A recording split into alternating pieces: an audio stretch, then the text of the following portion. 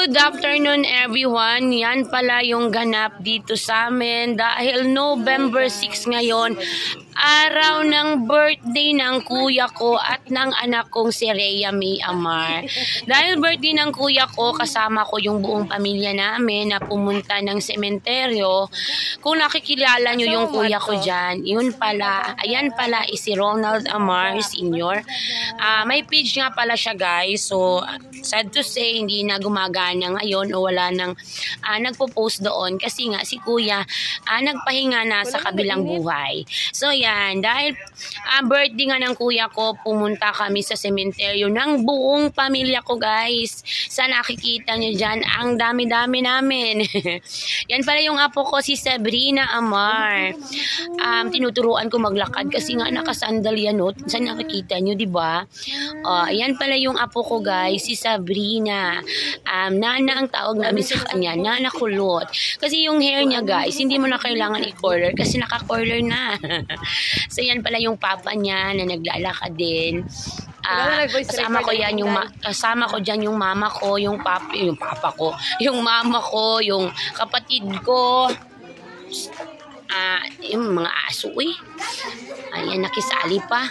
Yan yung kapatid ko. And then yung pamangkin ko, yung anak ng kuya ko. Nilagyan nga pala namin yung ni kuya, yung libingan ng kuya ko. Nilagyan namin ng spaghetti kasi nga birthday niya ngayon paborito nga pala ng kuya ko yung spaghetti. So, ayan, dinala namin tsaka burger. And then, syempre, may pantulak guys. Baka kasi tayo yung itulak ng kuya ko Nagdala kami dyan ng tubig tsaka soft drink syempre. Kahit alam natin na hindi natin nakikita, nakakainin nila yan. Pero at least, siguro nakikita niya na nagse-celebrate pa rin kami ng birthday niya kahit wala na siya dito.